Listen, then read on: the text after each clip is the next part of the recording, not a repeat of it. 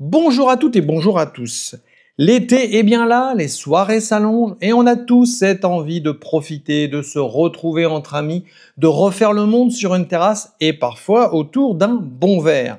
C'est convivial, léger, festif et soyons honnêtes, dans notre culture, l'alcool fait souvent partie du décor.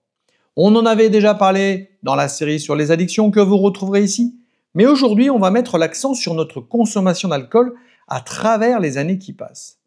Ce que j'ai remarqué, et je ne suis sûrement pas le seul, c'est qu'avec l'âge, notre rapport à l'alcool change. Ce que l'on supportait à 20 ans devient plus compliqué à 40. Parfois, les lendemains de fête se transforment en journées à vide et un simple verre peut déclencher une inflammation ou plomber une humeur pour toute la journée. Alors aujourd'hui, ce que je vous propose, c'est qu'on explore ensemble le rapport entre âge, alcool, cerveau et émotion. Pourquoi boit-on? Pourquoi ralentit-on notre consommation? Et pourquoi parfois ce qui devait être un moment joyeux finit par faire naître une certaine mélancolie?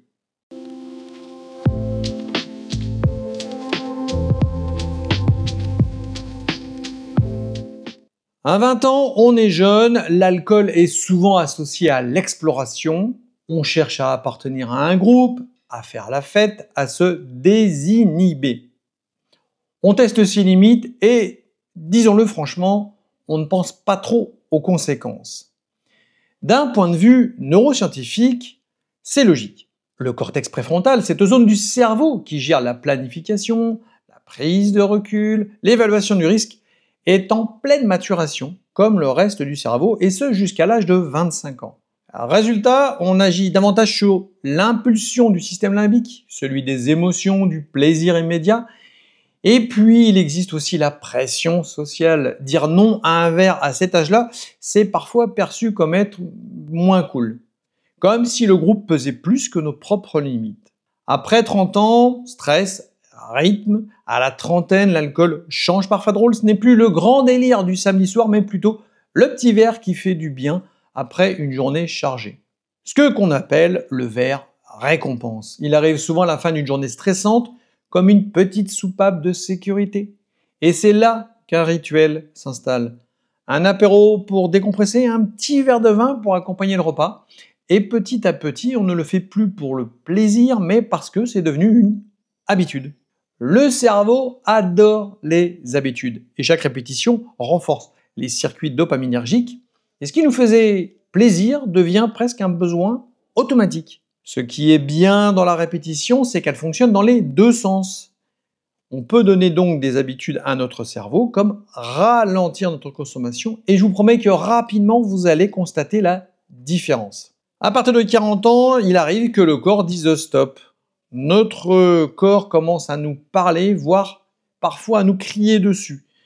Pour ma part, je le ressens clairement, l'alcool aujourd'hui a tendance à m'inflammer les intestins. Et je ne suis pas un cas isolé. Avec l'âge, notre métabolisme ralentit, le foie est un peu moins efficace et la barrière intestinale devient plus sensible. Résultat, là où on encaissait facilement les verres à 25 ans, aujourd'hui 2-3 verres peuvent suffire à nous plomber pour 2 jours. Alors, on ralentit, on devient plus sélectif. Et ce n'est pas plus mal parce que ça nous permet aussi de nous questionner sur notre rapport à l'alcool. Est-ce que je bois juste pour un petit plaisir ou, par exemple, est-ce que je ne suis pas en train de fuir quelque chose? Et on va aborder à ce moment-là un point souvent tabou mais qui mérite d'être dit. L'alcool, une fois l'effet euphorisant passé, peut nous rendre tristes. C'est ce qu'on appelle la descente. D'un point de vue chimique, c'est simple. L'alcool stimule d'abord la dopamine, ce qui nous donne une sensation de bien-être, d'excitation, de désinhibition. Mais quand le taux redescend, le cerveau se retrouve avec un déficit et ça peut entraîner un état de mélancolie, voire une petite déprime. C'est ce que beaucoup d'artistes ont exprimé dans leur œuvre. Serge Gainsbourg, évidemment, mais aussi des artistes comme le rappeur Orelsan qui évoque cette tristesse post-fête. Même Charles Bukowski, qui a glorifié l'alcool dans ses textes, parlait souvent de ces solitudes immenses qui suivaient les excès. Cette descente fait écho à ce qu'on appelle aussi le blues du dimanche soir. Après un week-end festif, le retour au calme peut devenir brutal. On se retrouve seul face à soi-même, avec parfois un petit goût amer ou une culpabilité. Pour conclure, je tiens à préciser que cette vidéo s'adresse à tous les gens qui ont une consommation dite raisonnée.